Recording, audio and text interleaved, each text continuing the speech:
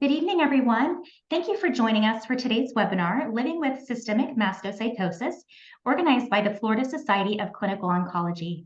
My name is Amanda Bridges, and I am the Senior Director of Operations and Business Development in the Patient Advocacy Executive. It is truly an honor to have developed this educational program for SM patients and caregivers. FLASCO is a member-supported state society that focuses on supporting and representing the oncology healthcare professionals in Florida. An electronic meeting handout has been mailed to each of you prior to this evening's program, outlined with the agenda and full speaker biographies for each of our panelists this evening. I invite you to take a look at all of their impressive bios. Before we begin the presentations this evening, I would like to take a moment to thank our program sponsors, Blueprint Medicine, for sponsoring this webinar and making it possible for us to share this important information here this evening. I would also like to let everyone know that this webinar is being recorded so that those who are unable to attend can view it at a later time. Please note that your lines will be muted for the duration of the webinar. Towards the end of the meeting, we will host a Q&A, and we will encourage you to submit your questions or comments via the Q&A chat feature at the bottom of your screens. We will discuss as many questions as time permits. So as we open our program, I'd like to introduce our first speaker. I would like to welcome Dr. Pankit Vachani from the University of Alabama at Birmingham Hospital. He will present what is systemic mastocytosis and kind of an overview of the disease state. Dr. Vachani, if you may kindly begin your presentation. Fantastic. Thank you so much for having me. And firstly, I'm also delighted to be here with some of my very good colleagues.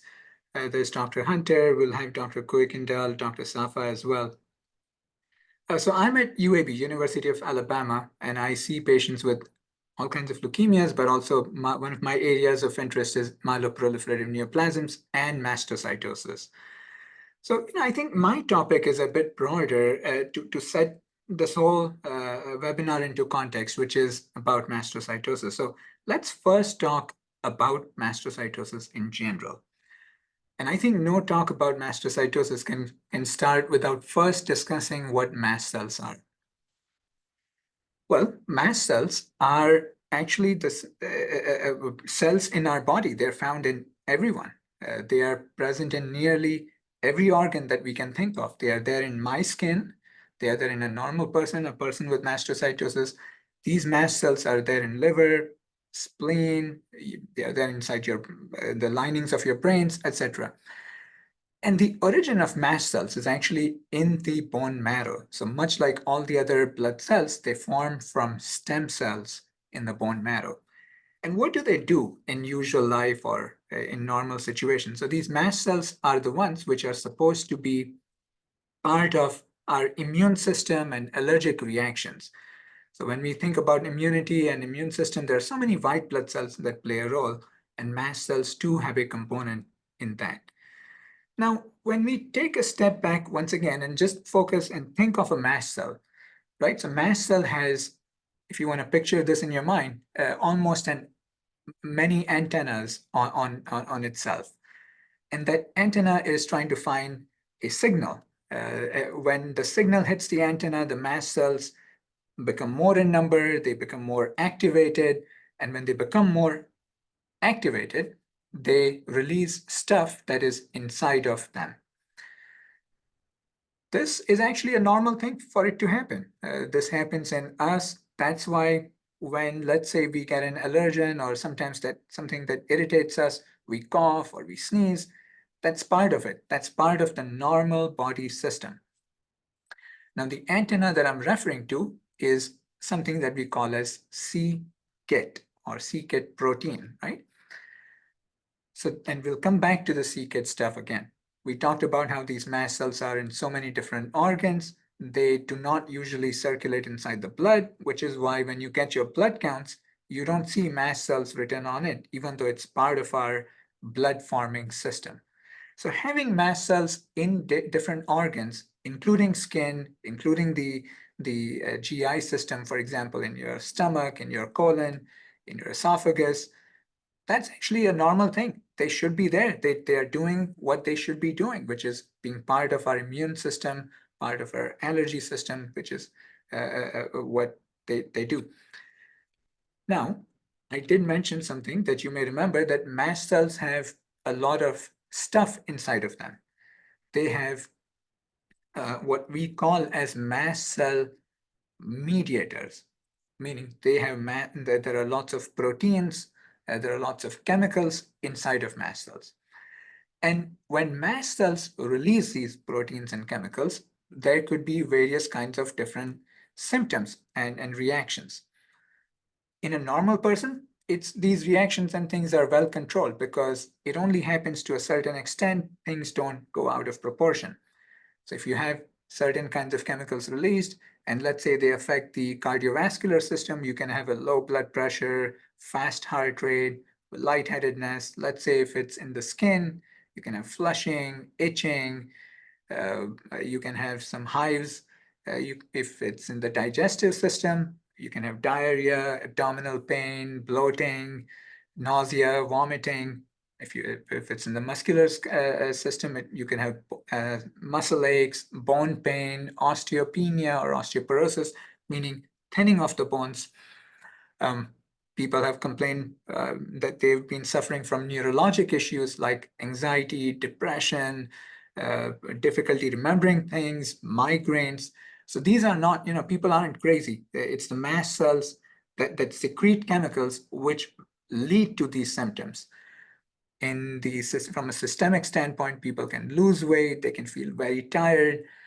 And so that is all of that. A lot of it happens partly because the mast cells are more, and partly because the mast cells are secreting these chemicals in the body. Now, what about systemic mastocytosis in particular? So systemic mastocytosis is one of the three mastocytosis or mast cell cancers. Okay, so it's one of the three big entities in it. Actually, it's the most common entity. The first one is a condition that's extremely rare. It's called mast cell sarcoma. We can just put it aside. Then there's something called as cutaneous mastocytosis, meaning mastocytosis that is only in the skin. And then there's systemic mastocytosis. As the word systemic might suggest, the mastocytosis is not just in the skin or not just in the bone marrow, but it's there in more than one place. It's found systemically, meaning it's found in many different organ systems. And in systemic mastocytosis, you will find that there is a genetic change that happens to the c-KIT gene. Now, this gene is found once again in everyone, but in mastocytosis, that gene is abnormal.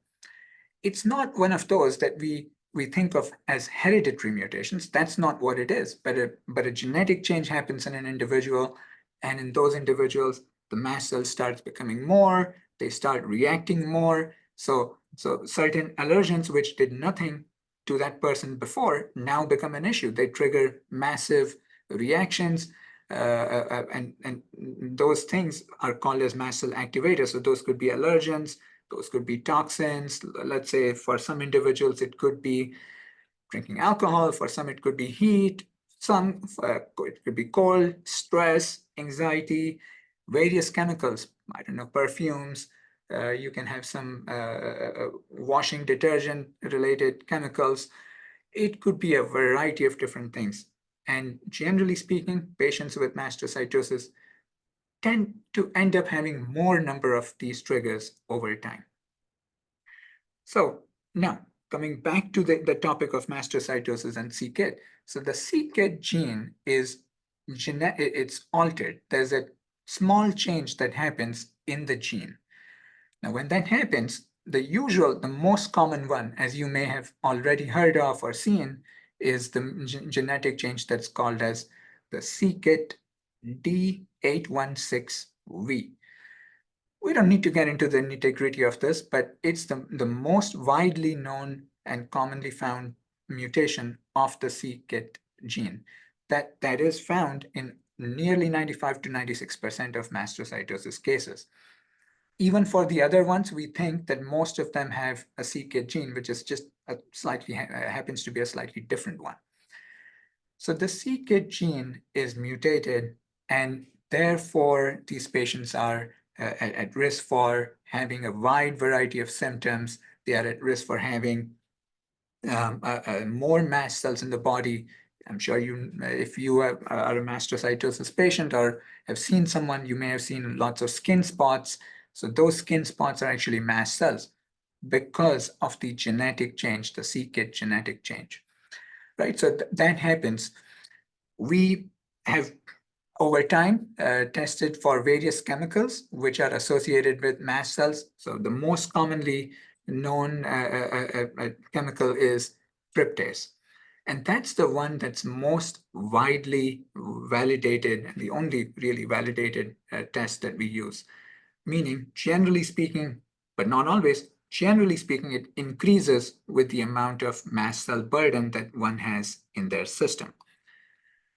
So we talked about a few things related to mastocytosis, but we really now want to focus into systemic mastocytosis. So systemic mastocytosis, as we spoke about before, is mastocytosis, meaning the mast cell cancer that's found is systemically, meaning in more than one organ of the body. Now, I want to first start by just putting in a point. Sometimes there is some confusion in the way we all talk and we all convey to each other. I think first and foremost, I want to say that if you have, or if a person has skin findings, okay, let's say an adult has skin findings and that adult gets a skin biopsy through a dermatologist and mast cells or mastocytosis are found, that does not make it cutaneous mastocytosis. That's a very important point that I'm saying. Sometimes this wrong terminology gets in. In fact, if an adult has mastocytosis, it's most likely systemic mastocytosis. So if you know of anyone, let's say who got a skin biopsy somewhere and they were told that it was mastocytosis in the skin and that's it, well, please have them undergo a full workup. Most likely it is systemic mastocytosis in an adult. That is unlike children who, when they develop, most of them have just skin involvement. Okay, so as far as we all are concerned, the vast majority of the adults have systemic mastocytosis. And how do we truly diagnose this? What do we do? Well, we talked about tryptase, so that is one thing that should be checked. However, really, what we really want is a couple of things. Yes, we want the tryptase to be there. It's part of the criteria that physicians use to see whether someone has mastocytosis or not. But that's not the only thing, and that in fact is not the most important thing.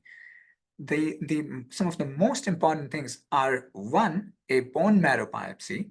That's where you have most of your money, because that's where you will find mastocytosis if it is there. And then there are special tests from the bone marrow biopsy that are done by the pathologist. So bone marrow biopsy is truly a key for diagnosing mastocytosis.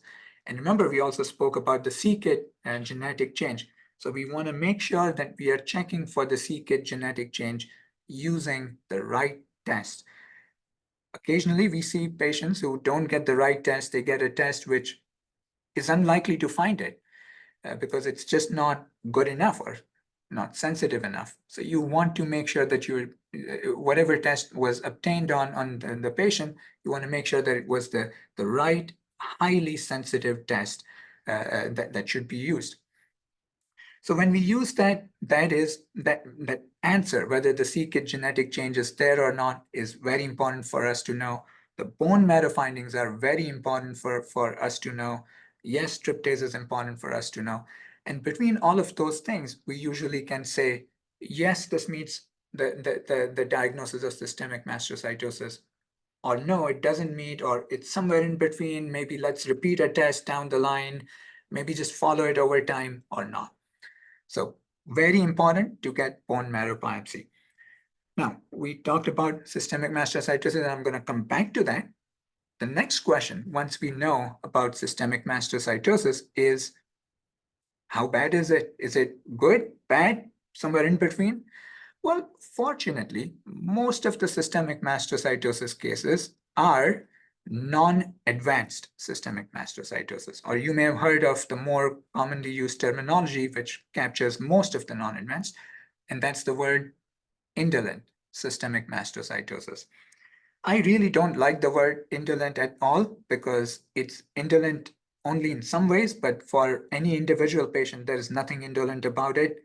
It's wreaks havoc on them. It affects their life. It affects their activities of daily living. It affects their social function, symptoms, so much and so forth. But I'm not here to change the name. The name is indolent or non-advanced SM, right? So fortunately, those are the vast majority of our patients with systemic mastocytosis. Almost somewhere around 85-ish% of all the systemic mastocytosis cases. Now, these patients, the indolent systemic mastocytosis patients, happen to, for the most part, live a normal lifespan, okay? Yes, maybe there are some studies that show that maybe their overall survival, meaning their longevity, might be decreased slightly, but more or less, for the most part, unless, let's say, someone has a horrible anaphylaxis episode or so, or the rare event of progression, for the most part, patients do well with the very small decrease of their overall longevity. But once again, symptoms are a big issue. It does affect people's lives. It affects how they function in society, family, work, so much more. And I've dealt with so many patients, and it breaks my heart to tell them, hey, you have indolent, but look at you. You have so many issues going on. It just doesn't fit well with the name. So I sympathize with all of them. But in any case, so that's the non-advanced or systemic mastocytosis, which captures the indolent systemic mastocytosis and smoldering systemic mastocytosis. You might ask, is there a chance that these things could progress over time? And yes, they could. They could progress, but the chance of progression is quite low. Over a long span of time, over 20, 30 years, the chance of progressing from indolent to a more advanced condition is probably 1 in 20, even less maybe. But if you have slightly more advanced disease, the chance might be higher, 1 in 10 or so. So all of that is non-advanced systemic mastocytosis. But what about the less common advanced systemic mastocytosis? And here, I'm not going to spend too much time because it really gets more confusing and people get bogged down in the terminology of the name. And I say this not just for physicians, but I say it even for hematologists. Hematologists, my own colleagues would get bogged down. These conditions are rare. So broadly speaking, advanced systemic mastocytosis, there are 3 different types. We won't go into the names. And those 3 are together called as advanced. There, not just do the patients have a lot of symptoms, but they also have a dramatic drop in the overall lifespan. So for example, one of those conditions will lead to a lifespan of around 2 to 3 years.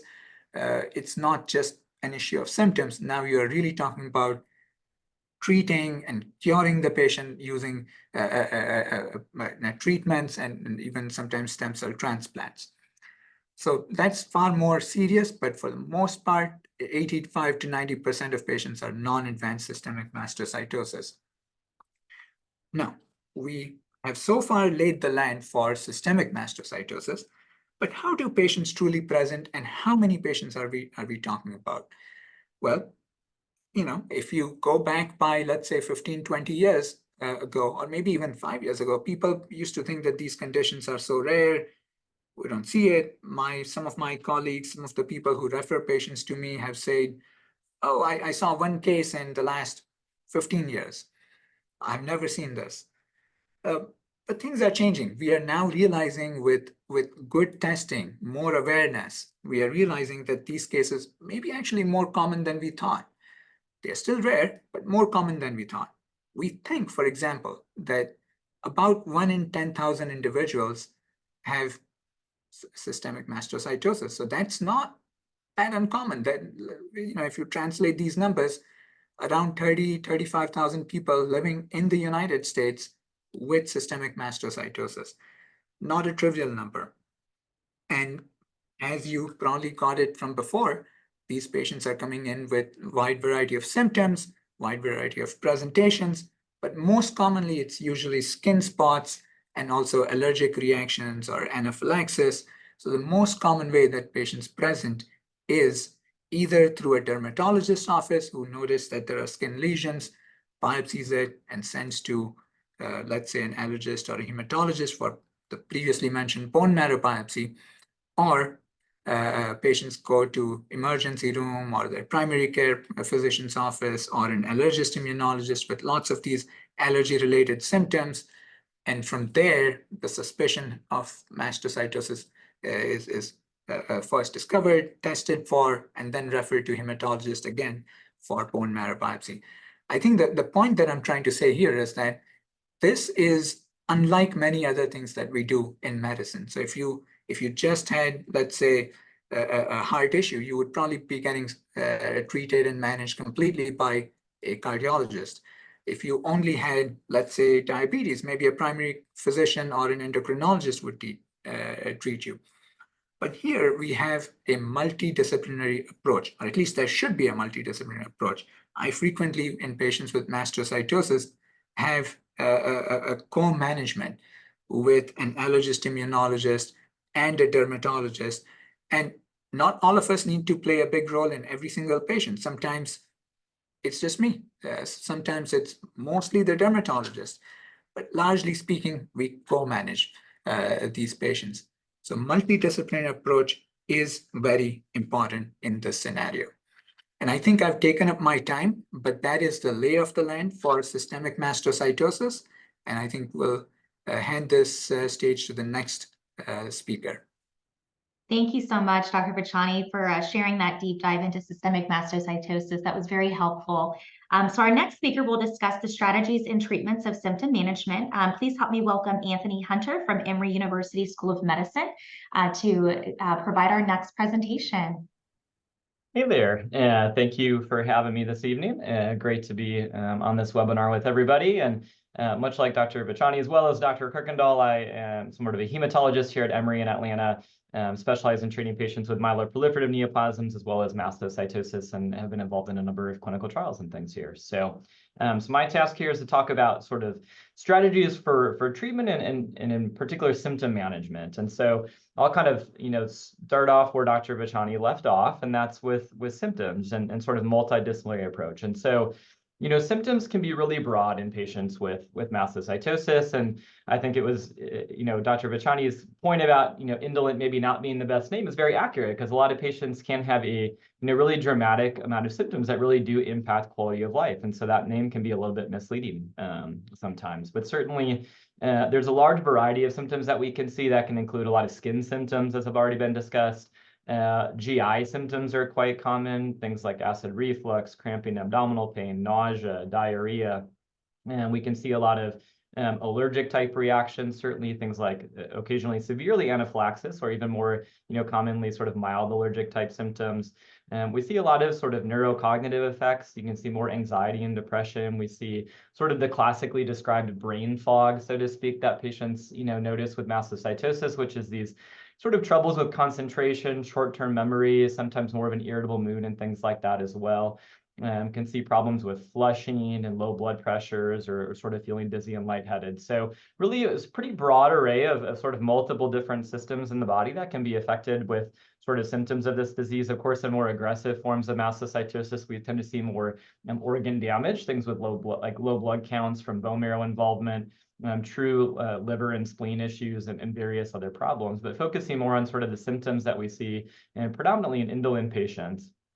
And so these symptoms really do vary quite a bit from patient to patient. We have, patients who have one allergic event and are diagnosed with mastocytosis and really, sort of go about their life without any sort of major chronic symptoms. And on the opposite end of that spectrum, we have patients who have really debilitating and life-altering symptoms on a day-to-day basis. And so this really, requires a very individualized approach to managing patients, because obviously some patients may need a lot more aggressive care, a lot more aggressive therapy to manage those symptoms, whereas others may need very little and just sort of a check-in once in a while to make sure things are going okay.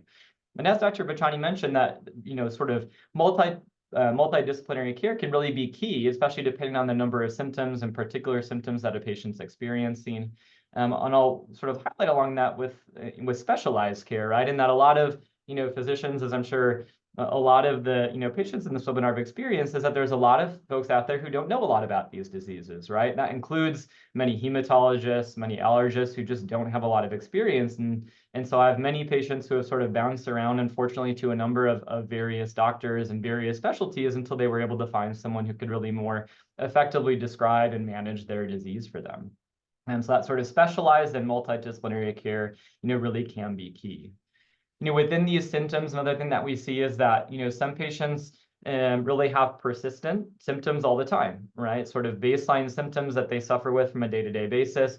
But we also see a lot of waxing and waning in symptoms, or sort of flares of symptoms in mastocytosis. And that can be for a variety of different reasons, or various sort of triggers for those sort of flares and symptoms that patients realize. And so that can be challenging sometimes, because some days, patients may not feel bad at all. And other days, symptoms can flare up quite a bit. And so there can be a lot of variability from day to day. Now, sort of the historical focus on especially indolent systemic mastocytosis management has really been symptom control, sort of decreasing the activation of mast cells that Dr. Bachani spoke about, and controlling those symptoms that result from the release of many of these different chemicals or mediators, we call them, from mast cells, things like histamine. And so, one of the key things that is important for sort of all mastocytosis patients to know about is their risk for anaphylaxis. So anaphylaxis being very severe allergic reactions. These are really, dramatic symptoms generally, with often things like lip and tongue swelling, severe shortness of breath or wheezing, low blood pressures, can see diffuse hives, and as well as GI symptoms. And really, these tend to be very acute, abrupt onset of symptoms, often after a clear trigger. Things like a bee sting, for example, is a common one in mastocytosis, but not always a clear trigger. Certainly patients can have these sort of sporadically occur at times without a clear sort of incidence, inciting event for this. And so knowledge of that risk for anaphylaxis is really key. And along with that, very important, and what we counsel all of our patients, is that you really want to carry an EpiPen or an epinephrine pen, and ideally two, so you have sort of a backup as well, but really at all times, so that if at any point you're sort of out, have a reaction and things, that you have sort of this rescue therapy that can really be life-saving in severe anaphylactic events at all times. And so an EpiPen is sort of a key baseline that I prescribe to all my patients if they haven't already, the very first time I see them. It is an important thing to sort of monitor and carry at all times. Now, a second key part of sort of managing symptoms is what we call trigger avoidance. And so, as we mentioned, a lot of patients do have sort of day-to-day symptoms with mastocytosis, but it's very common for symptoms to sort of flare or sort of worsen due to a variety of different sort of stimuli or factors that can trigger that. And that, again, varies a lot from patient to patient. And this is really individualized disease, both on the symptoms that people have, the triggers that lead to those symptoms for people. And so it's important to really focus on that individualized care. Now, within that, though, there are a lot of, sort of well-known or fairly common triggers that we can see that are fairly common across the disease, though it certainly can vary from patient to patient. So some of those things that we see, certainly extremes of temperature, so a lot of heat or cold, in particular, like abrupt changes in the temperature, and some of the seasons can really trigger things for people. Extreme exercise and sort of heat in particular can be a big factor for some folks, a lot of sun or sunlight as well. Certain odors, so sometimes like strong perfumes or chemical odors and things like that, can certainly trigger some symptoms for people. A number of food and drinks, in particular alcohol, can be a big one that can really lead to a lot of mast cell activation for patients, and can be important to try to abstain from that as much as possible. Stress can be a big one. And of course, if anyone knows how to fully remove stress from their lives, I'm all ears on that one. But as much as we can to try and mitigate some of that, a lot of emotional stress, physical stress as well can really lead to these sort of things. I mentioned insect stings before. That's sort of one of the textbook answers for mastocytosis. And I've had multiple patients present after having an anaphylactic reaction to a bee sting in particular, but insect stings can be a big one. Various medications. So many mastocytosis patients have a number of drug allergies. And so certainly there can be sort of defined allergies, but also a number of, sort of typical classes of medications that can lead to a lot of mast cell activation. And that includes things like certain opiate pain medications, NSAID medications like ibuprofen and Aleve can do this. Certainly a number of antibiotics, things like vancomycin can do that. A number of medications used in sort of procedures and anesthesia can as well. And so that includes some local anesthetics like lidocaine, some muscle relaxants or paralyzing agents that get used in more significant surgeries. And so it's important to have sort of a game plan if you are going through with the surgery or procedure that, the anesthesiologist, the proceduralist, sort of aware of this diagnosis, usually with some collaboration with your hematologist or allergist to sort of help give some advice, leading into surgery, especially patients who have had events before. We try to avoid any of the anesthetic medications that were used in the past, stick with ones that we know that have worked and been safe for patients, in the past as well. May consider sort of preemptive therapy with additional doses of antihistamine, sometimes steroid medications as well prior to surgery. Those are a number of, again, different sort of stimuli that can really lead to increasing symptoms for patients. And so what's hard, again, is that it can vary a lot from patient to patient. And I give this sort of long list of ones that can be common, but in reality, it's very unique for each patient. And so what I often advise my patients to do is that to keep a journal, basically. And some of this is, again, because of the uniqueness, is it's a little bit trial and error, right? And so patients need to kind of learn their particular triggers, learn things that they can try to avoid, whether that's foods or temperatures, things like that, and try and do the best to sort of cut those things out of their life from day to day. And that's not always fully possible, depending on what some of those triggers are, but as much as you can to try and learn those different triggers and try to avoid those things over time can really help a number of patients with sort of eliminating some of these, especially more flares of symptoms that we see. Now, beyond trigger avoidance is sort of the next step in sort of therapy or managing symptoms is what we would refer to as mediator therapy. And so that is sort of medications that are going to block some of these mediators or chemicals that are being released by mast cells that are really stimulating these actual symptoms. So histamine, of course, is really the really well-known one, but there's hundreds in reality, sort of these mediators that can be released by mast cells. And so there's sort of a stepwise approach as the way I sort of think about it and see it for how we use these therapies for patients. And so again, some very minimally symptomatic patients may not need a lot of these treatments, and certainly some patients are on all of these. And so again, varies from patient to patient, but usually sort of the basis, I would say, of therapy, what I add sort of at diagnosis for many of my symptomatic patients is antihistamines. And that usually includes what we call an H1 blocker or histamine type 1 receptor blocker. So those are your allergy type medications, Claritin, Zyrtec, Allegra.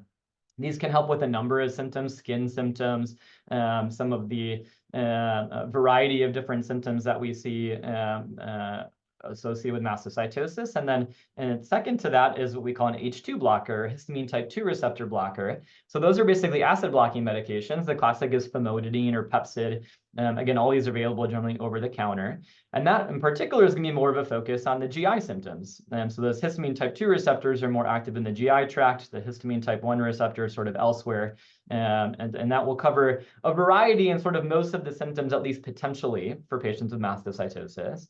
Now, often we'll start at somewhat more standard doses. Many patients do end up on much higher doses, sort of beyond what you'll see on sort of the label when you pick up these medications, especially from a pharmacy like CVS and things like that, is that we'll often use higher doses. We may use more sort of frequent dosing throughout the day if patients are having ongoing symptoms at lower doses.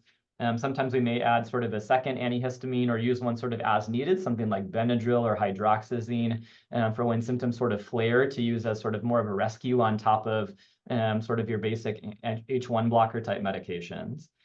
But that's where I start most of my patients and sort of adjust those doses. Beyond that, we have more room to sort of go up and add to that. And so often a medication we'll use are what we call anti-leukotriene agents. So the common one here is Montelukast, or Singulair is the commercial name for that. That, again, sort of like your H1 blockers, can really target a variety of the symptoms in mastocytosis. And so that can be a good potential medication to add on for some patients. Beyond that, we can, tailor things a little bit more specifically to the symptoms. So if GI symptoms are really a predominant symptom, then we have some agents. Cromolyn is one that is used. This comes as sort of an oral solution that you drink basically before meals, works mostly locally within the GI tract, is what we refer to as a mast cell stabilizer. And so this can help a lot, in particular with GI symptoms of the disease. There are topical sort of cream versions that you can get of cromolyn. Can be a little bit hard to find and often come from compounding pharmacies, but those can be helpful with more skin type symptoms and rashes as well. Occasionally, we may add more sort of acid blocking type medications like proton pump inhibitors like Prilosec or omeprazole, for example, for sort of refractory GI symptoms. There's an agent called ketotifen. This is sort of a combination antihistamine and mast cell stabilizer. Again, can be a little bit harder to find, often have to get this from compounding pharmacies, but can be useful for sort of more refractory symptoms and added to some of these other things. For patients who have, sort of more recurrent anaphylactic events, these more severe allergic reactions, this is off-label, but we'll use sometimes a drug called omalizumab, or Xolair is the commercial name for this. So this is used in the allergy world, usually given by allergists in their practice, actually. But this can be sometimes useful for patients with recurrent sort of anaphylactic events, especially those that are recurring after some of these antihistamine therapies and things like that, but can be quite useful.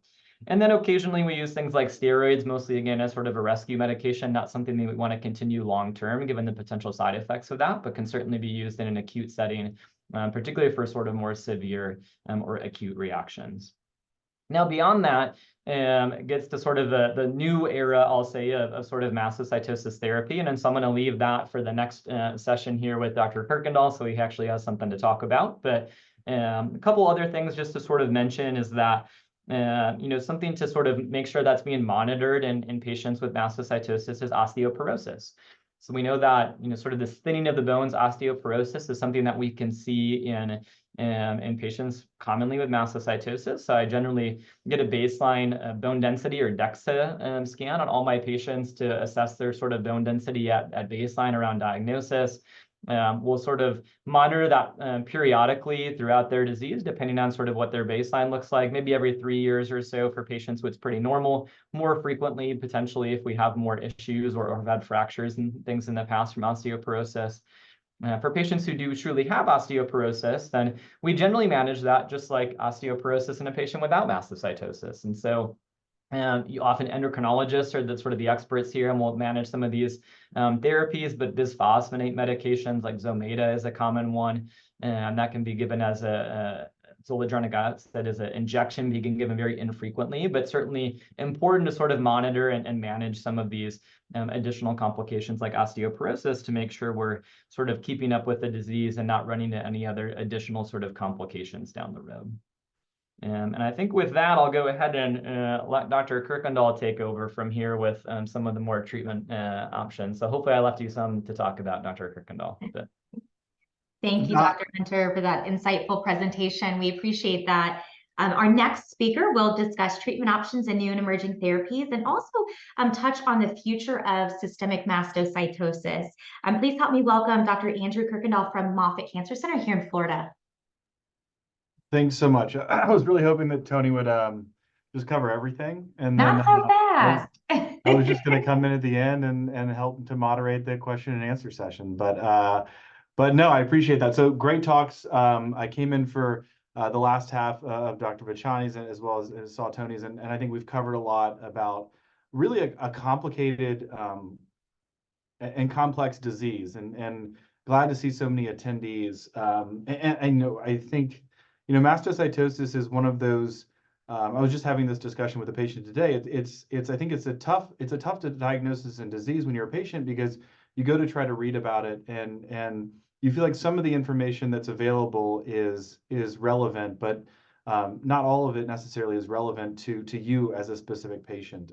This is we say this about a lot of diseases, but it's certainly a heterogeneous disease. But because it's so rare and heterogeneous, sometimes it's hard to know if the information you're getting is super relevant. So I think these kinds of discussions where we can kind of connect directly with patients can be helpful to get your specific questions answered. And I can already see some coming through the Q&A, and I know that Dr. Vachani has helped to answer some of those, and we'll certainly have time at the end of this to talk about specific questions. So kind of building on what Dr. Hunter was saying, when we're approaching mastocytosis, there's a lot of steps in that, right? It's trying to define what your specific mastocytosis is as a patient, what treatment options we have, what are our treatment goals, and how can we go about accomplishing those.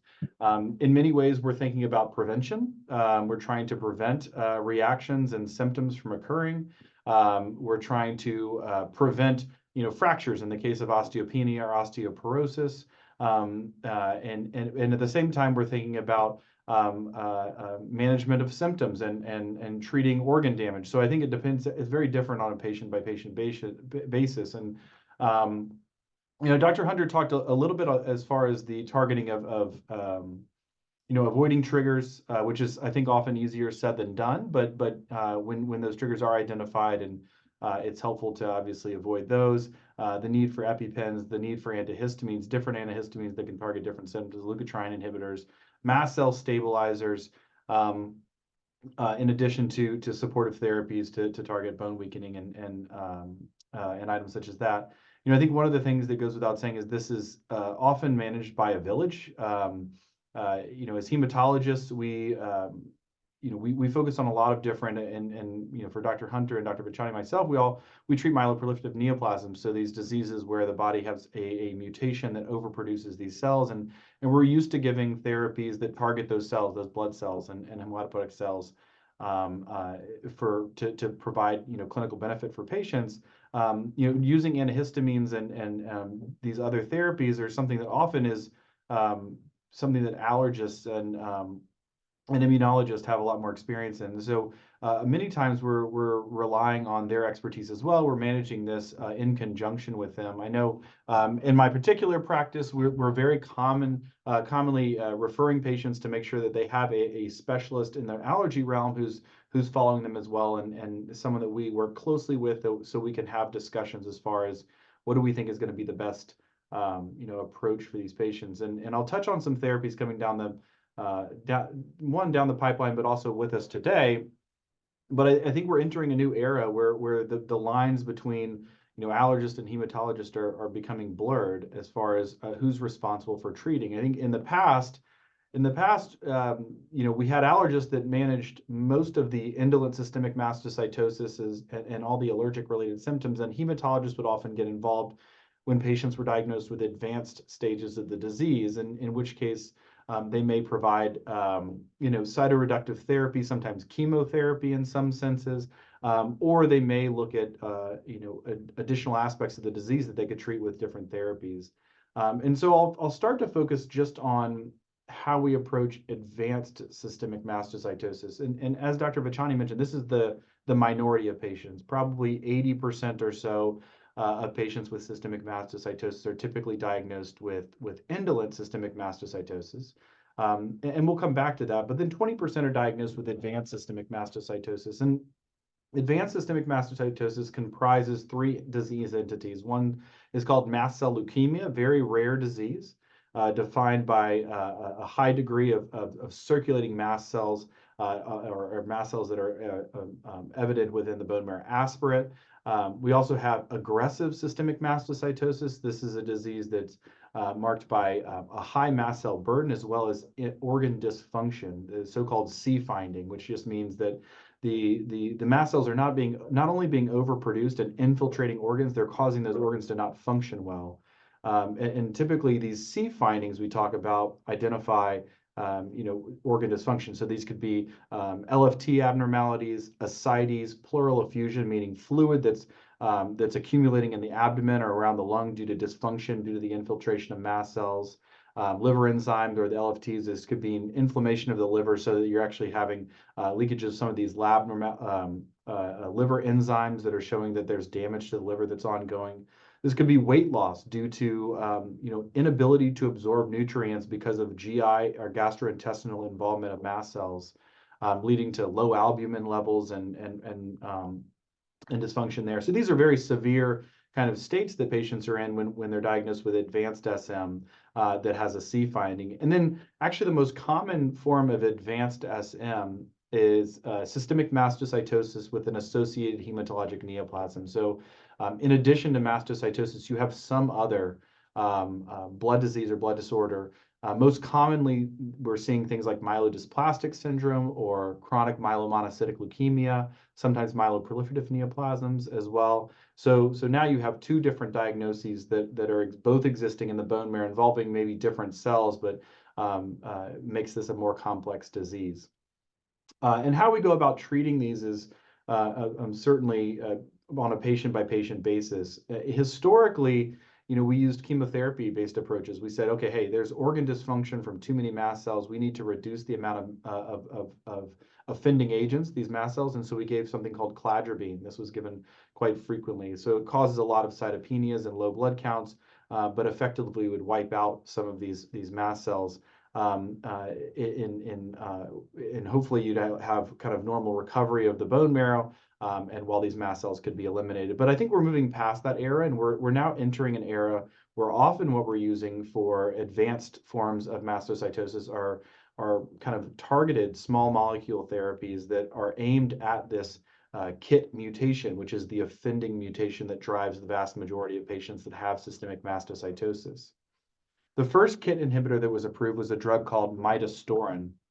And midostaurin is a drug that we actually had been approved prior to that for the treatment for a very specific type of acute myeloid leukemia.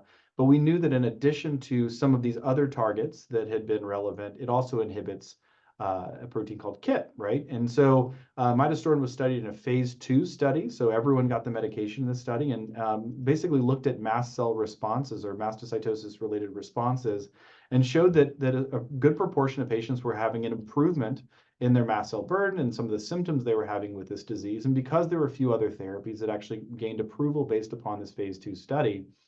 However, midostaurin is a challenge to tolerate.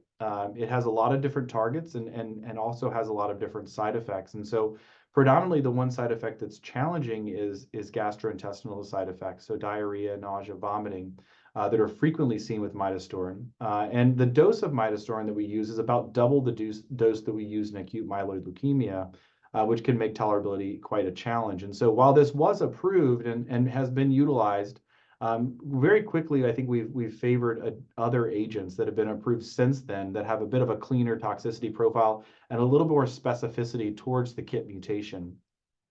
So midostaurin's approval was closely followed by the approval of avapritinib. Avapritinib was formerly called BLU-285. This was an agent that is a more specific and potent inhibitor of KIT, especially the mutated form of KIT, the D816V mutation, which drives a lot of these diseases. And avapritinib is also approved for very rare kind of GI type cancers, but it is approved for advanced systemic mastocytosis based upon these trials called the Explorer and the Pathfinder trial. So they all have fun names that make you think you're going on a journey, which I guess we are, right? So you're going on a journey with these medications. But avapritinib was looked at in patients that had advanced systemic mastocytosis. Most of these patients actually had systemic mastocytosis with an associated hematologic neoplasm. And was given at a dose of 200 milligrams daily. And I'll come back to why that dose is important.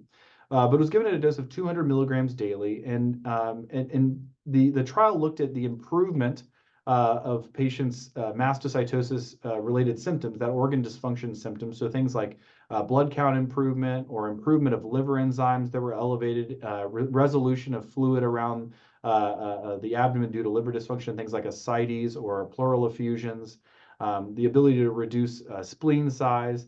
But it also looked at mast cell specific markers. So it looked at the ability to reduce things like tryptase. Right, we often monitor tryptase as we're monitoring patients on therapy because tryptase is produced in mast cells and is classically elevated in patients with mastocytosis and is representative of mast cell burden. We also looked at the ability to reduce the amount of cells that had the KIT mutation. and looked at the amount of mast cells in the bone marrow. And so you kind of had a trial that was looking at avapritinib's ability to, one, improve clinical symptoms, improve C findings, improve organ dysfunction. But at the same time, we wanted to correlate that with its ability to improve mastocytosis-related findings, tryptase, mast cell burden, KIT mutation.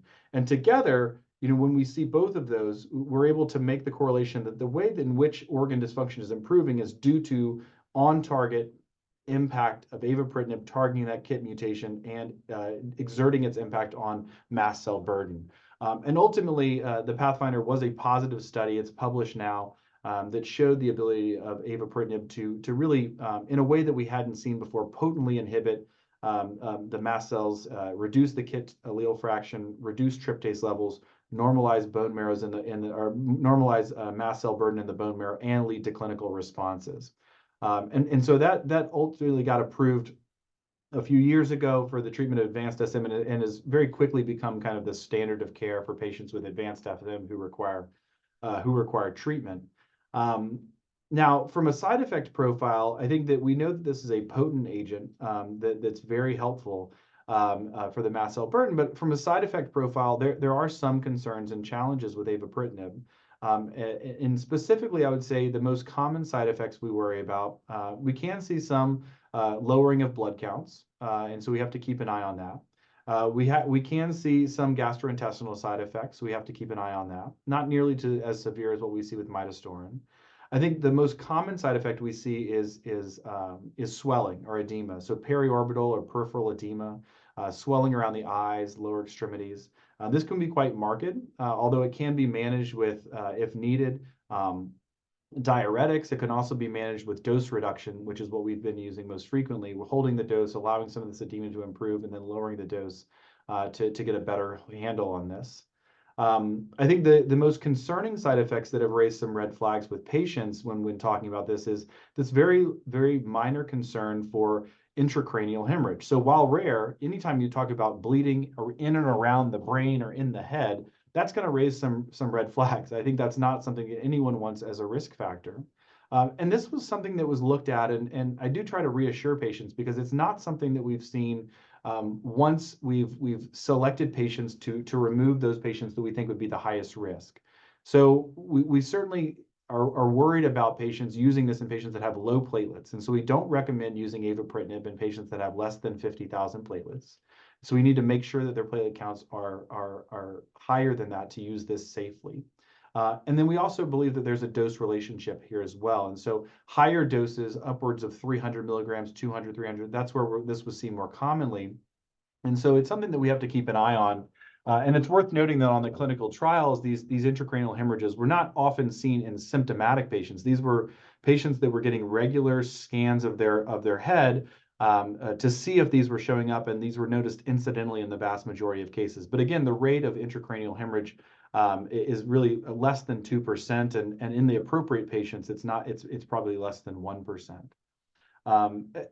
Seen somewhat more commonly, we're seeing what we call kind of cognitive effects or cognitive changes. And this could be wide ranging. It could be anything from kind of fuzzy thinking or brain fog to forgetting names of family members, maybe forgetting directions, forgetting where keys are. And I think this can also be concerning and is something we have seen in patients on these medications. And I think this takes really a lot of effort from the physician side of things to talk with both patients and their caregivers about the risk of some of these cognitive effects to get a good baseline of what the patient's cognitive effect is, and then following that on subsequent visits to ask about, hey, is everything going okay from a mental standpoint? Have you noticed any confusion, changes in cognition? Because when these do arise, it's another thing that dose reduction or dose modification can help with. And the nice thing about avapritinib is that it does have a pretty wide therapeutic index where we know that there's efficacy, even when you have dose reductions from 200 to 100, even down to 50 and 25 milligrams, which we'll talk about in a second. But again, I would say that those are kind of the most common side effects we see with avapritinib: swelling, some degree of cytopenias, concern for intracranial hemorrhage, and something that while very rare, is something that we want to talk about with patients and certainly keep an eye out for. Cognitive effects, maybe some gastrointestinal side effects. Taste changes can be seen as well.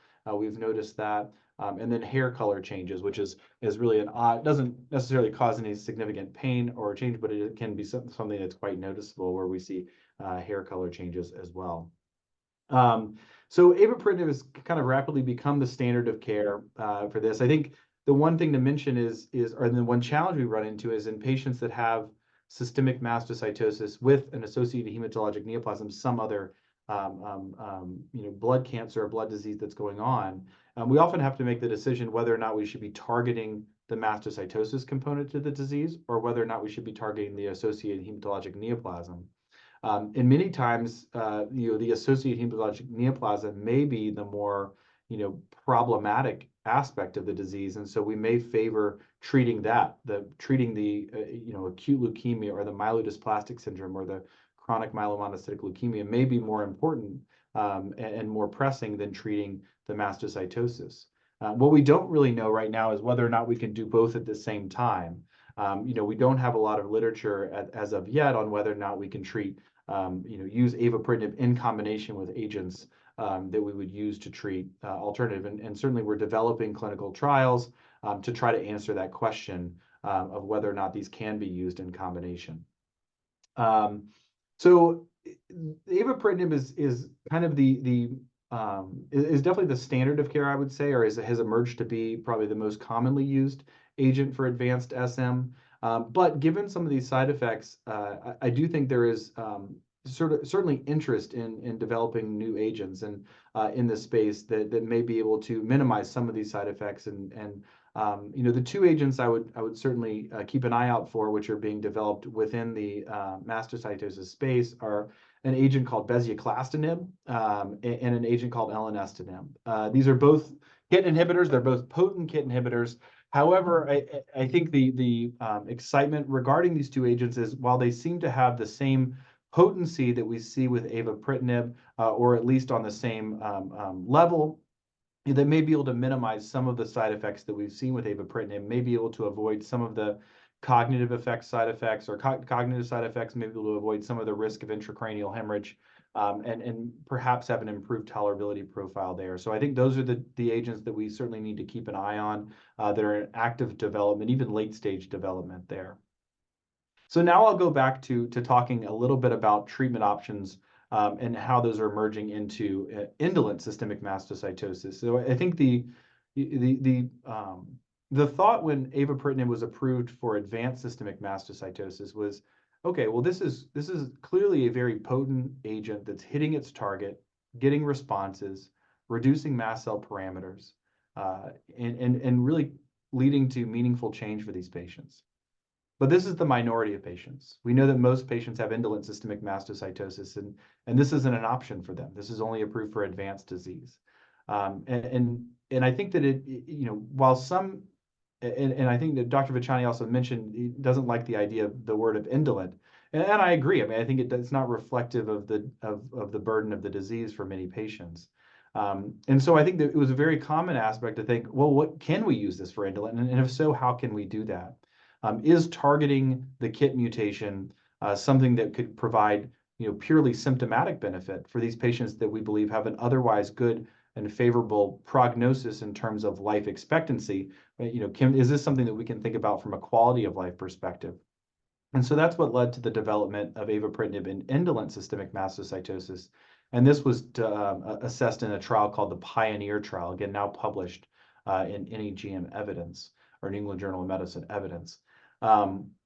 So the Pioneer study initially first said, okay, well, let's try to figure out if we can do this. Let's look at different dose levels, because we certainly don't want to run into the same toxicity profile that we had with advanced SM, mainly because if you're dealing with a disease that has a relatively favorable prognosis, any risk of intracranial hemorrhage or any severe side effects is not going to be something that's acceptable to patients. And so we have to figure out if we can, what kind of low dose can still get benefit. And so this was looked at a trial. They looked at 25 milligrams, 50 milligrams, 100 milligrams and placebo, and really looking at an endpoint of whether or not this improved patients' disease-related symptoms and quality of life. And ultimately, we did find that on the Pioneer trial, the administration of low dose, so 25 milligrams of avapritinib, was associated with a symptomatic benefit compared to placebo. And placebo didn't mean nothing. It meant just normal standard of care, antihistamine, anti-leukotriene inhibitor, kind of supportive anti-mediator therapy. So patients were still getting kind of this optimal therapy aside from a KIT inhibitor, and this was compared to patients who were treated with avapritinib. And we did see a significant improvement in symptom benefit in those patients who were on avapritinib. And again, this trial enrolled patients that had kind of moderate to severe mastocytosis related symptoms. So this was not enrolling patients who had a low symptom burden. And I think there are some questions that remain unanswered from this. I don't know, we don't have data on whether or not avapritinib reduces the rate of anaphylactic reactions. We don't have data on whether or not avapritinib reduces osteopenia or osteoporosis related fractures. What we do have is that it improves disease-related symptoms in moderate to severely symptomatic patients with indolent systemic mastocytosis. But again, talking to patients in clinic and talking about, even though avapritinib is now approved for the indication of indolent systemic mastocytosis, I still think there is some caution and some pause in using avapritinib due to a maybe overblown, but certainly realistic in some cases, concern of side effects, right? I think that this is often a discussion is it worth it? Like, is this less than 1%, maybe, even less than 0.5% risk of intracranial hemorrhage, or is this, maybe higher percentage risk of neurologic or cognitive effects worth it for my symptoms? And I think this is a discussion we have, weekly in clinic with patients is, I'm often asking patients, how is your quality of life? Like, are you motivated to start something to try to improve your quality of life? Or do you feel like it's, acceptable, or do you feel like we should try alternative approaches right now? And I don't have a great answer for that. But again, I think this is where the development of agents like bezuclastinib and elenestinib, which are also being assessed in the indolent systemic mastocytosis space, could again kind of represent an alternative that may have a different side effect profile, maybe more attractive to patients if these become available clinically. So, I think that overall, when we're talking about kind of our approach to therapy, we've entered this era of targeted mutation-specific therapies that are looking at this KIT mutation and potently targeting. And certainly we have avapritinib, and we have novel agents that are emerging that are also going to do that. But I still think we have some unanswered questions. And to me, the biggest is this group of patients that has systemic mastocytosis, associated hematologic neoplasm. It seems like we're treating one aspect of that disease with targeting the mastocytosis component. And so I think we have to figure out how we can provide combination therapies to target both aspects of this disease. And then I think we have to continue to bring therapies to patients that have very favorable side effect profiles and that can be used long-term in a very effective and safe way for folks. I didn't touch too much on transplant, although this does offer a potentially curative option for patients. Although there are some complexities to transplanting systemic mastocytosis that can be challenging, but this does offer an option for patients with advanced systemic mastocytosis where allogeneic stem cell transplant can be considered. And with that, what I will do is actually kind of take a pause and certainly transition over to the Q&A portion of that, because I want to make sure that we give enough time for the question and answer session. So let me pull up the quick, yeah. So with that, actually, oh, sorry, I'm going to move it actually over to, we have one section before we get to the Q&A. I see we have, in the Q&A session, we have a few questions that are coming in. We'll try to answer some of those in the chat, but before that, I will move on to our next speaker as well. Thank you. Wonderful. Thank you so much for that, Dr. Kuykendall. What a wonderful presentation. I would like to, again, thank all of our keynote presenters for your valuable contributions and knowledge to us this evening here with attendees. If I may kindly remind attendees, though, as you have questions that are prompted, please use the Q&A chat feature to ask any of those questions. And again, Dr. Kuykendall will kind of take over and moderate that Q&A session just at the end of our program. With that said, I would like to move into another very important topic of caring for the caregiver and have Amanda Kamke from the Leukemia Lymphoma Society highlight the importance of supporting our caregivers. Amanda? Well, thank you, Amanda. Hi, everyone. My name is Amanda Kamke. I am a patient community outreach manager with the Leukemia and Lymphoma Society. And kind of what I do is I connect patients with not only leukemia or lymphoma, but with any type of blood disorder with resources. So I'm just going to kind of quickly chat about some of our resources today. All of our resources can be found on our website, and all of our resources are free. So everything I'm going to talk about today is completely free. You will not be charged for any, booklets or nutrition consultations or anything like that. So our website is LLS, so lls.org.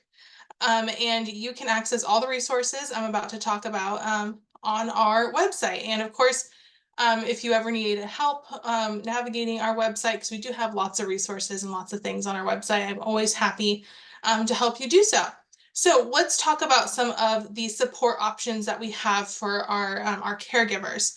So the biggest support option that we have, and the number one thing that I always recommend for all caregivers, is our First Connections program. So our First Connections program is really quite unique in the sense that we train volunteers who have either been caregivers of a blood disorder or who are patients of blood disorders.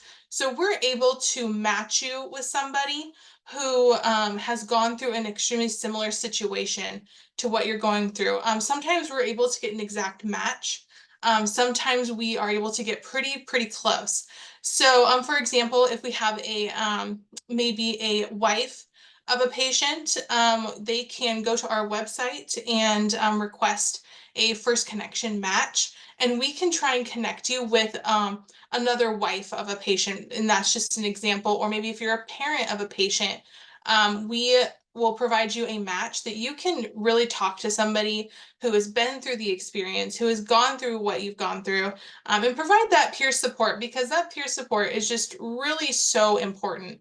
And it's just so valuable. So I really highly recommend going to our website, lls.org, and typing in the search bar First Connections, and it will take you to a link where you can request a First Connection match. So please, I highly recommend doing that. And of course, towards the end of this webinar, I am more than happy to answer any questions you might have about that program.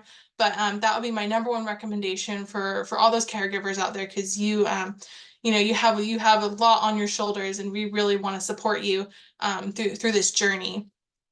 Another recommendation I have is our nutrition consultations. So these are also accessed through our website, and you can be connected with a registered dietitian. And this is really great, especially if you are also going through some type of chemotherapy. We all know that even with just chemotherapy or any other drugs that you might be taking for your condition, that maybe your appetite isn't, what it used to be, or maybe foods don't sound as good as they used to. So we have amazing registered dietitians that are here and ready to help you with any questions you might have. They're free consultations.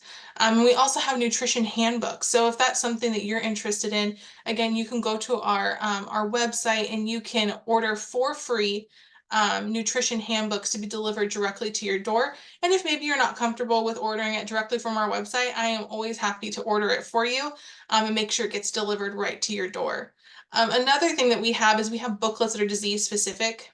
So if you go onto our website, you can look through all different types of literature that is made for patients and for caregivers to learn more about their diagnosis and learn more about the treatments and your journey with your diagnosis. So those can all be accessed through our website.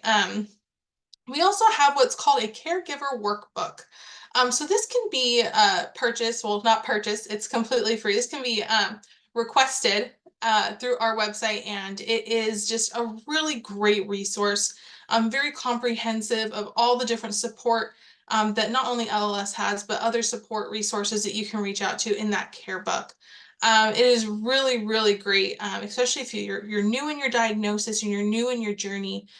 We highly recommend ordering one of those through our website. We also have lots of podcasts. I know podcasts are becoming really big nowadays, and they're very popular. We have lots of podcasts on all different types of things, such as managing symptoms, managing mental health, coping skills, and things of that nature, all through our website. We also have webinars that are similar to this.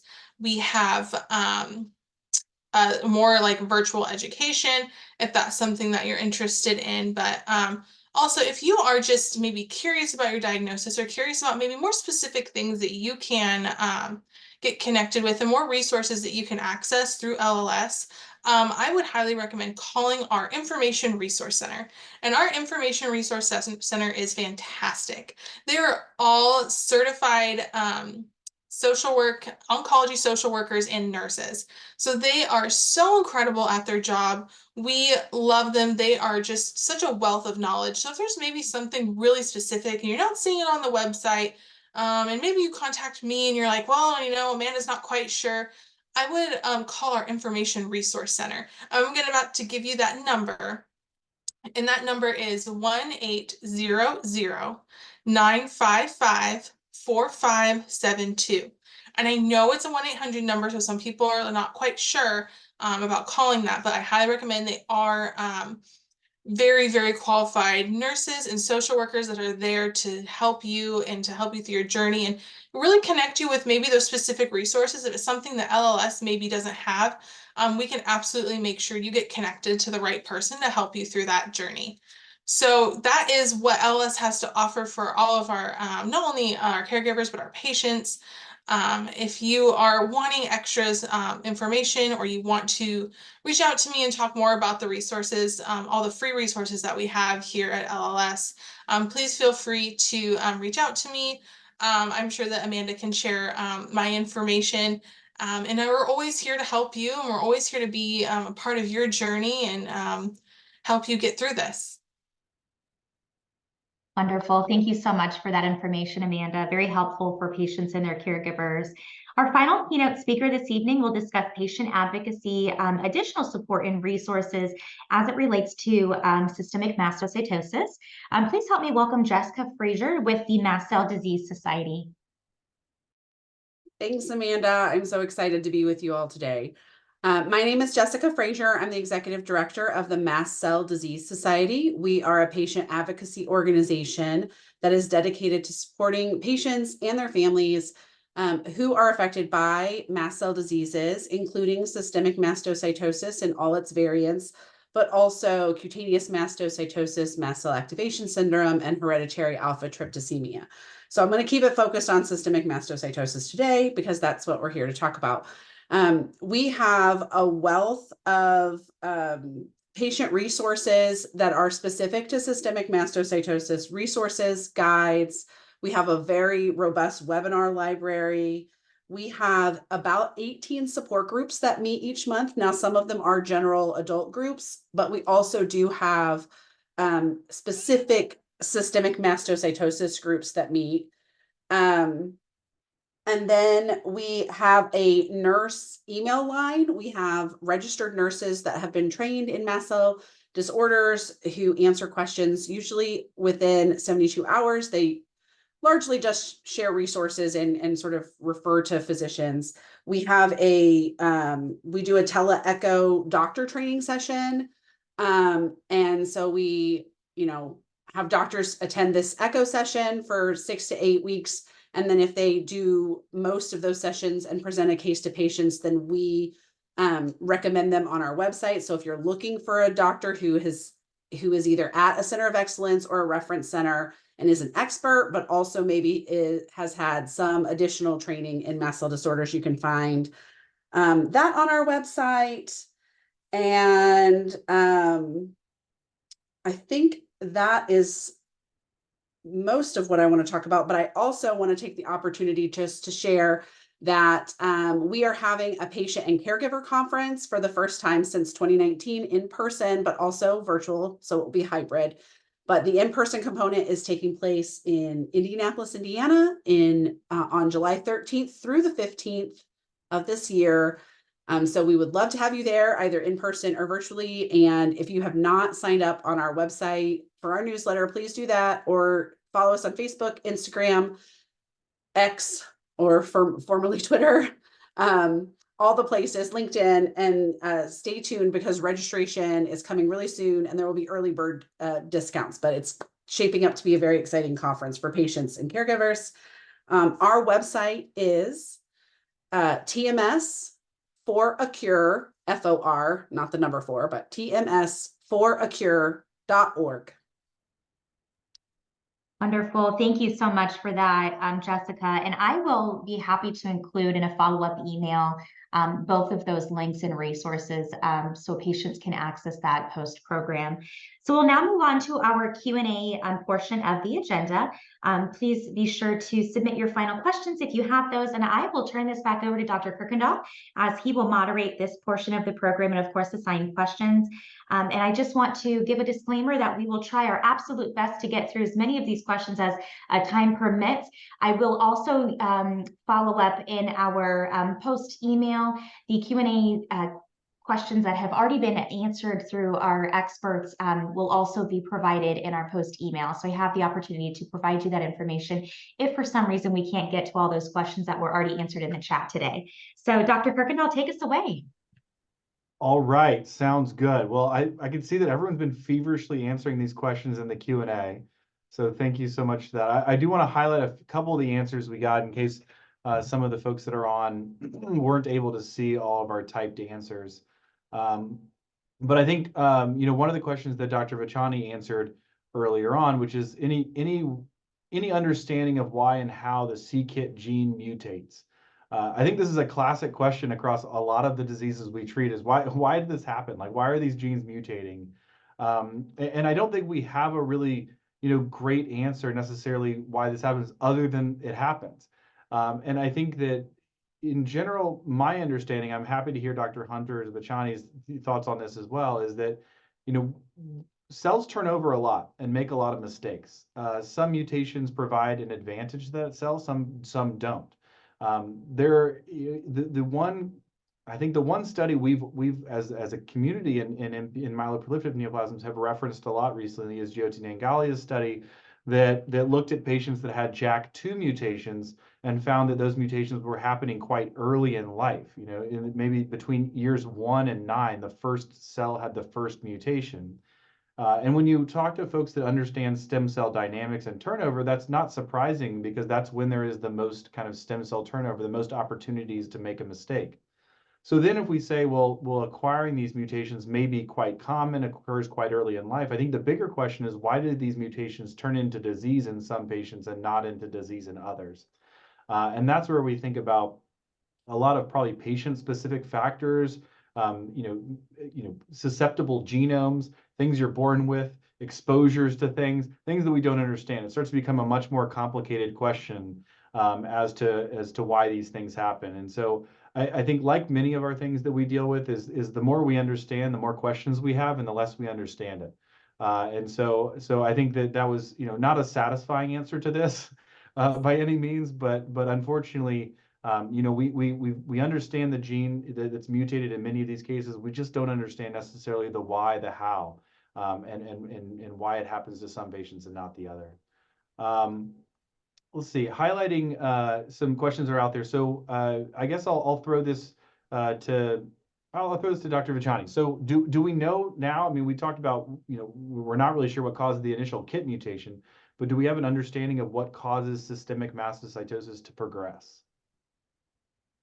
Yeah, so, much like almost all cancers, what's the reason why systemic mastocytosis progresses is, and actually even before I answer that, let me put this into two baskets. So one is the progression that some people say is as progression in the sense that the number of mast cells are increasing. Let's say the tryptase is increasing. Let's say the skin spots are increasing. Their symptom burden is increasing. So that may be one way of saying progression. Now, that may be just happening because the mast cells are accumulating in the body over time, and now you have your tryptase levels high, maybe your spleen is becoming slightly bigger, and so on and so forth. Symptoms are increasing, triggers are increasing. But the other basket, which is the basket of progression, is the progression of non-advanced SM to advanced SM.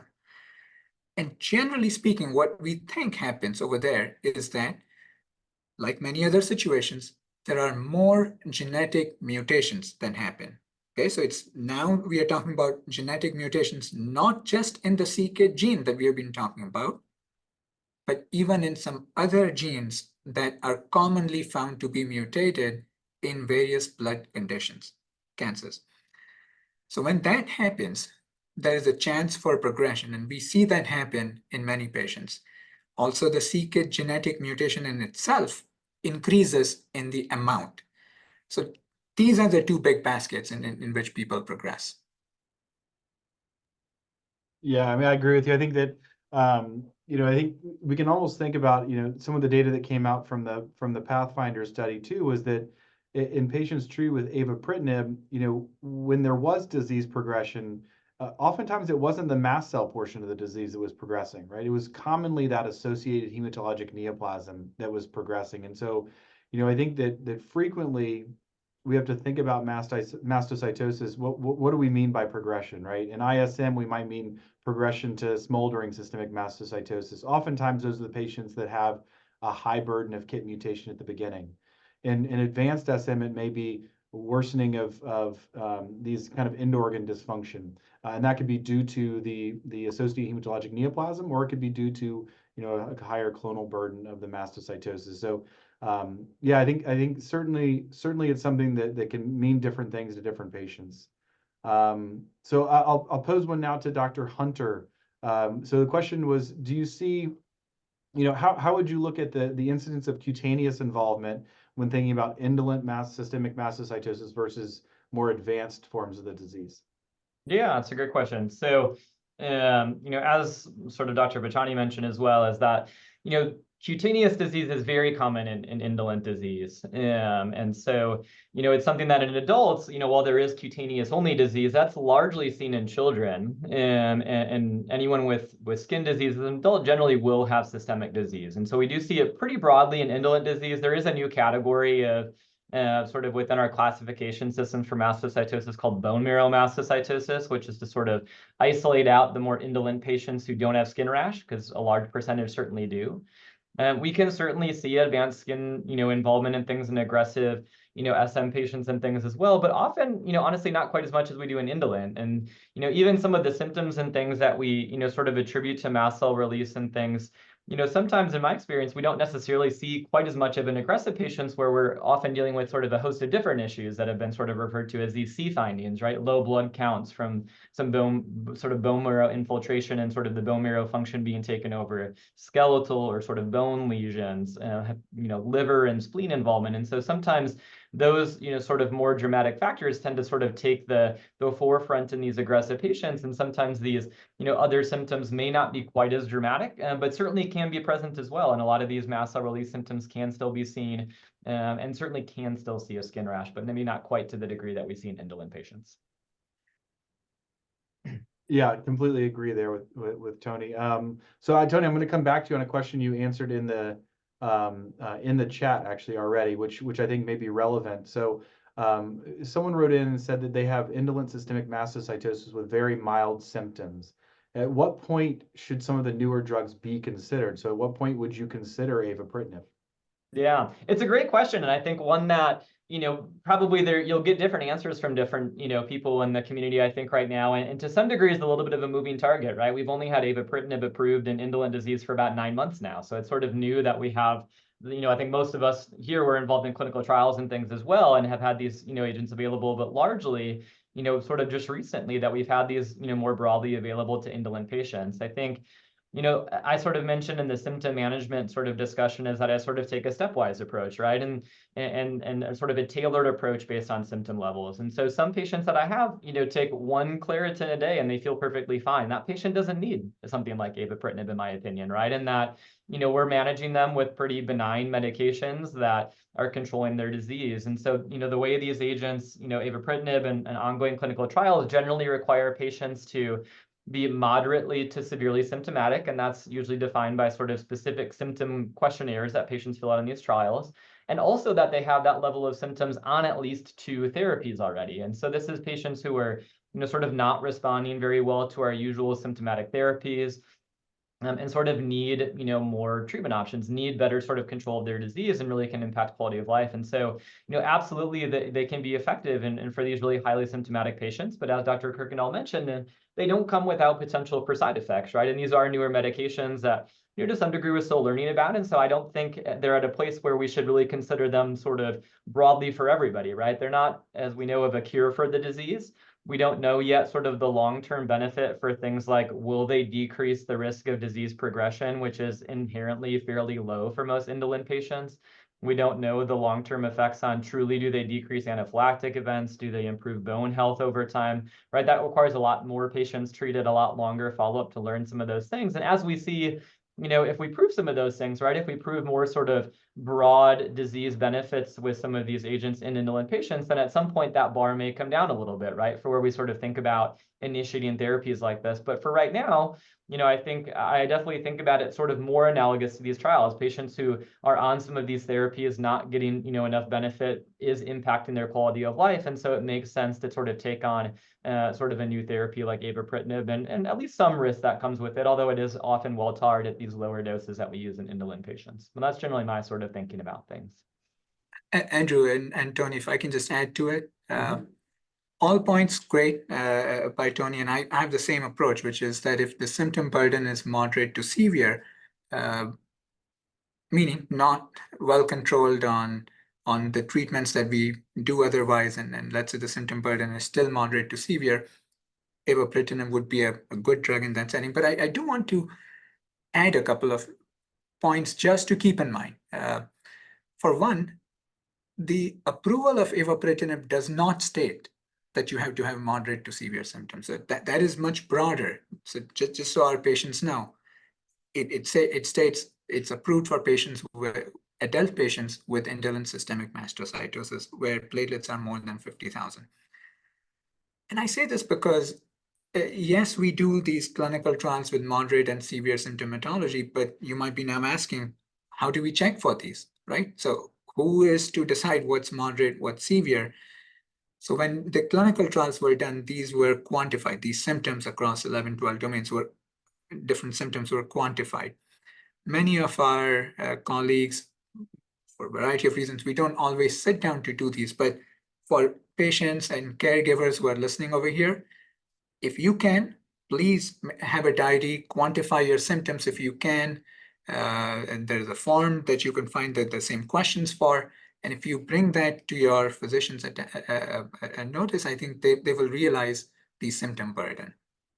And the third point I want to say is, if we do use avapritinib, whatever that situation be, mild, moderate, or severe symptoms, the goal is that we start that, and perhaps if the situation goes well, then maybe we take some of the other drugs off, some of the other best supportive care drugs off. That has happened in patients on clinical trials where avapritinib was studied. Doesn't have to happen, but what avapritinib allows you to do is that it hits the very heart of this condition, which is the c-KIT genetic change. So it not just is a band-aid to the symptoms, it's not just covering things up, but it's hitting the disease at where it is genetically altered. And by doing that, you are decreasing the mast cells, you're decreasing tryptase, you're decreasing symptoms. And as I think Tony was indicating, or maybe Andrew, I forget who, while we don't know right now, maybe over long run, maybe it may decrease the chances of progression, anaphylaxis, osteoporosis. These things need to be sorted out, but perhaps it does that. Yeah, those are great points, both from Tony and Pankit. And I think to build on what Pankit's talking about with avapritinib, kind of on the opposite side. So Pankit was saying, like, as avapritinib is used, this may allow for kind of taking off some of these antihistamines, which antihistamines are notorious for kind of off-target side effects. And so being able to take some of these off may be reasonable. Also, just because you start on avapritinib doesn't mean you have to continue on it forever. These are very subjective symptoms that patients can have, and some may be responsive to KIT inhibition and some may not. And so I think that's an additional part of this conversation is going into a symptomatic therapy. the goal should be symptom reduction. And so there should be a kind of point in time where you're checking back in to say, hey, are my symptoms better? You know, are they the same or are they worse? And if they're the same or they're worse and they're not improved, then there's be a reason to discontinue that therapy, right? You don't have to be on that. It doesn't have to be kind of a long-term commitment unless you're seeing the benefit you'd like to see out of it. So again, you know, this, you know, sometimes we think really long and hard and go into all these decisions whether or not we should start something, but it should be something that's always evolving, and we're constantly evaluating, you know, the risk-benefit ratio of that. So I did want to bring in Jessica here, just because there was a question earlier that I did answer slightly, which was coming in from a patient that says they have a significant other that's doing well with aggressive systemic mastocytosis, but they wanted to know why maybe there's not as much recent information out there regarding this disease and the medicines around it. And I was mentioning, you know, there are groups and companies that are very focused on interacting, and then you went ahead and mentioned that there's a patient forum coming up. So please get the name of that patient that's in there that was listed in the Q&A as someone who may have an idea of what might be valuable for patients and caregivers to learn about. Because I do think that probably more than ever, there is information out there for mastocytosis, and there is a vested interest in connecting, because I think that we all understand this is a vastly underdiagnosed disease. Patients come to us from all different settings. Where patients come to us from, you know, gastroenterologists, from primary care physicians, from dermatologists, from various different specialties before they get, and often they're talking about years and years and years of having these symptoms before they're ultimately diagnosed. So yeah, so I think we're working hard to try to bring better information, but it's always good to hear straight from the patients and the caregivers is what would be valued. Okay, so now we want to talk. I think we do have to touch on hereditary alpha tryptophanemia and the overlap there, because I think that this is something that, frankly, it's clearly relevant and needs to be talked about. And I told myself I'd call on whoever nodded first. So Dr. Vachani, as you're nodding there, tell us a little bit about how does hereditary alpha tryptophanemia associate with systemic mastocytosis? Why is there this overlap, you know, and what do we know, and how do you manage patients that either have hereditary alpha tryptophanemia? How do you test for it? When do you test for it? Yeah, sure. From there. Yeah, so, you know, it's a hereditary alpha tryptophanemia, or HAT, is a relatively new diagnosis. We didn't even know about it until the NIH folks found it and talked about it, I think around 2014 or 15. So it's not even been 10 years or barely 10 years. What it is that it's a condition, a genetic condition, a hereditary condition, where there are extra copies of certain genes of tryptase. Okay, so now let's not get bogged into what genes and all of that. What it is extra copies of tryptase, just to make it very simple. In this scenario, patients are at risk of, or patients, or I should say, people who have it are at risk of having more symptoms, more allergic conditions or reactions. They are going to have a tryptase level that's going to be higher than what is considered as normal for the entire population. So let's say if you take all people together, let's say all the population of Birmingham together, then the average tryptase would be somewhere around 4.5 or 5. But if you have one extra copy of hereditary alpha tryptophanemia, the average tryptase would be expected to be around 14, 15-ish. So hereditary alpha tryptophanemia is a situation with extra copies of tryptase, higher tryptase level, more symptoms. Now, how common is this? Well, we don't know the exact prevalence or incidence amongst all the different populations, but at least amongst the white population or Caucasian population, it's thought that about 1 in 20 people have it. So that's not uncommon. I mean, think about just wherever you guys are living, in your own block, there are 20 houses probably more than one person in your own neighborhood. That's not too far. So 1 in 20 has hereditary alpha tryptophanemia, but only 1 out of those 3 who have hereditary alpha-tryptalemia are symptomatic enough that it would come to attention. Now, previously, let's say 15, 20 years ago, or even 10 plus years ago, we would have just said, oh yeah, that crazy person always complains about allergies and itching and dizziness and whatnot. We used to, just ignore things or not make too much out of it. But now we know that maybe it is hereditary alpha-tryptalemia that's causing this to happen. It's the overactive mast cells. Coming to the heart, the main question that Dr. Kuykendall asked, which is, what's the connection between systemic mastocytosis and hereditary alpha-tryptalemia now?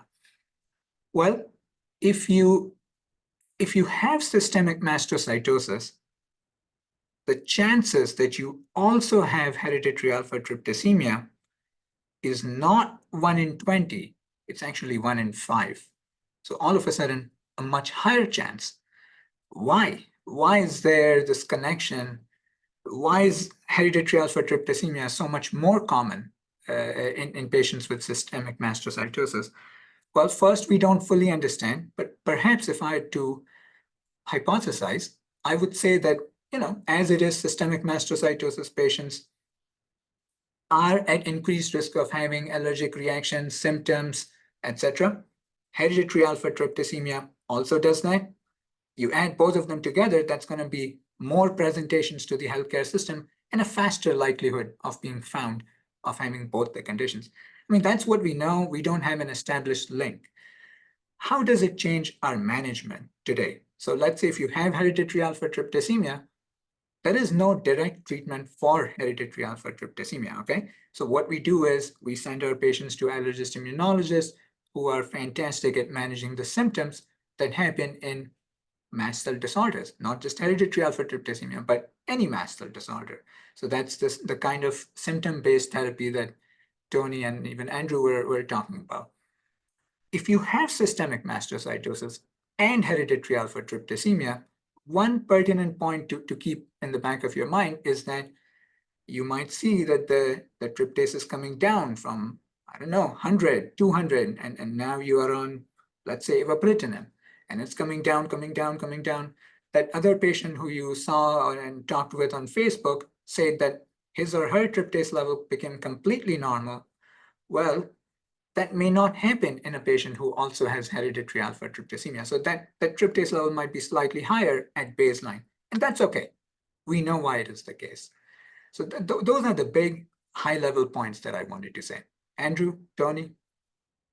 Yeah, I think that it's one of those things where the differential diagnosis for elevated tryptase is pretty small. Certainly, we can see it in hematologic neoplasms.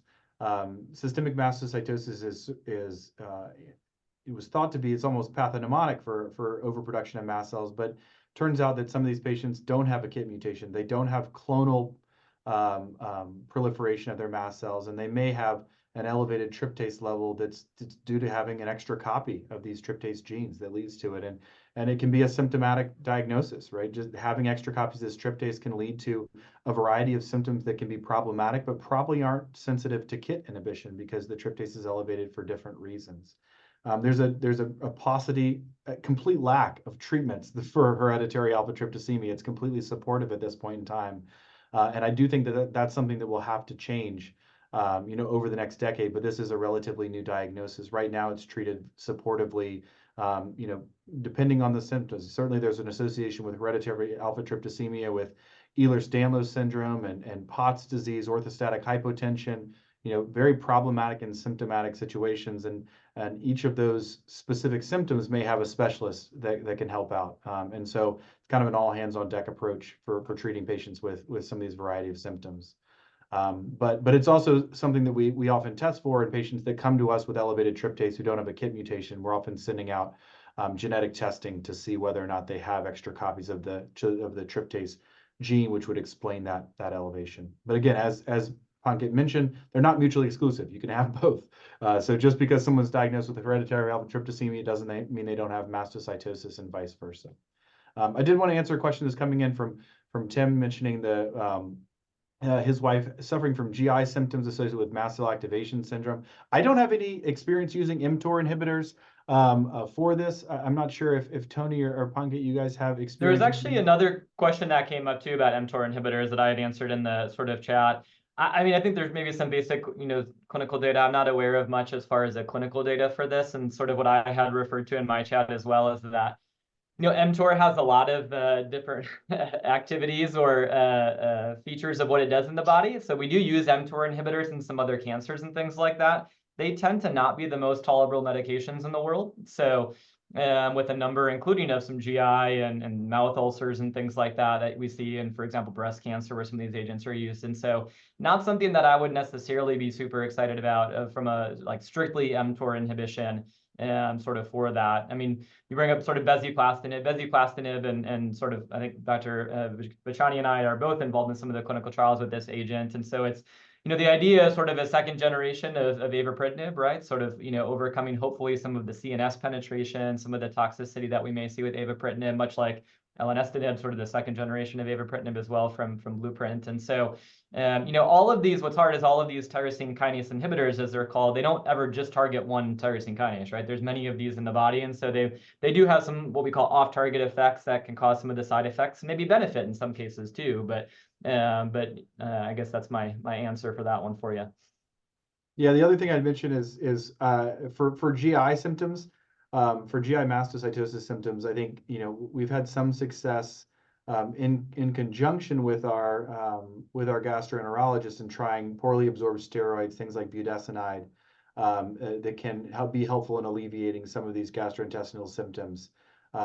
We often treat, I mean, it's almost like treating it like graft versus host disease or GVH, where you're having this kind of immune activation of the GI tract that you're trying to calm things down and allow for less symptoms there. So I think that's something we've had some success with, although the GI symptoms can be quite challenging. So I think there's one more question which we can touch on, which is coming from David, which says, I have advanced systemic mastocytosis. In very general terms, what can I expect as the disease progresses, both medically and quality of life?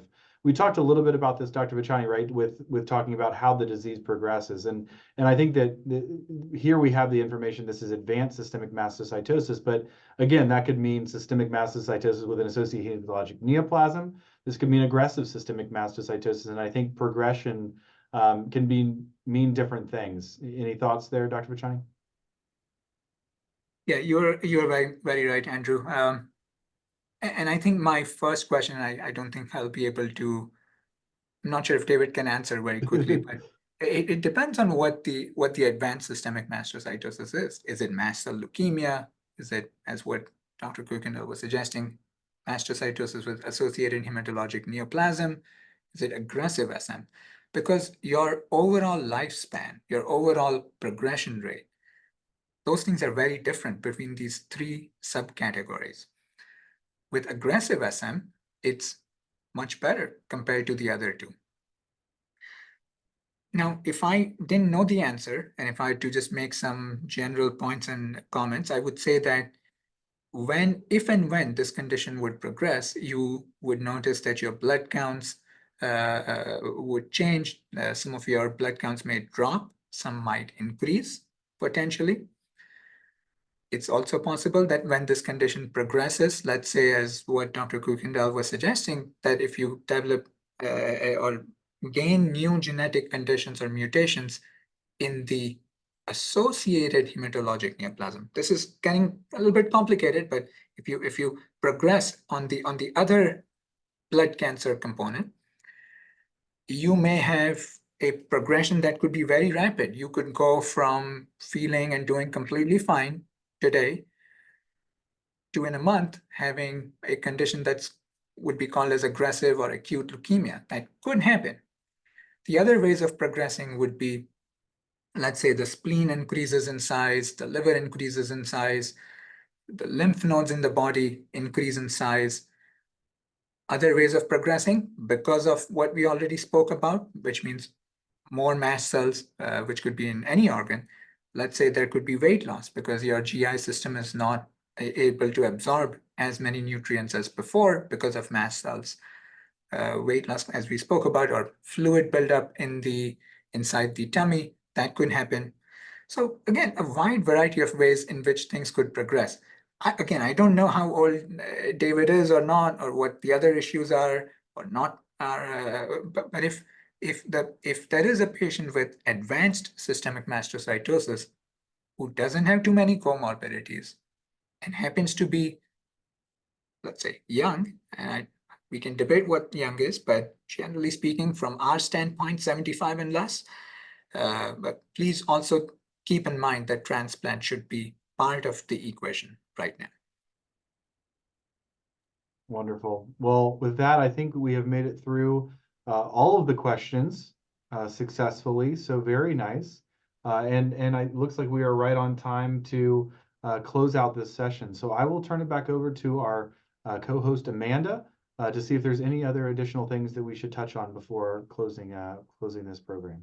Wonderful. Thank you all so much for that robust Q&A session and all of those great questions that you all submitted. And of course, to our keynotes that we're able to answer as many as we could. It's like rapid fire. So I appreciate you all. I know that we can probably spend another hour going through all of this. And, that brings us to our purpose of the program and how impactful this is for patients. So again, thank you all for sharing your time. Our last presentation this evening has been pre-recorded for the program, but unfortunately, due to technical errors and in the efforts of time here, we're unable to view it live. However, I will provide a link in the follow-up video for you all to watch. It's a very important discussion regarding patient advocacy, access to quality care, pharmacy benefit manager, and additional support resources made available through our FLASCO patient portal. So we encourage all of our attendees to take a few moments to watch that.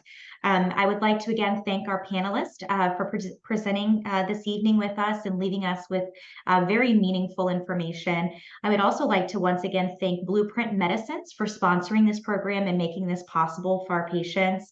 As a reminder, all the handouts, all of the information mentioned in today's webinar can be found in the handout as well, especially those speaker bios. And I, again, will be happy to include that in the follow-up email.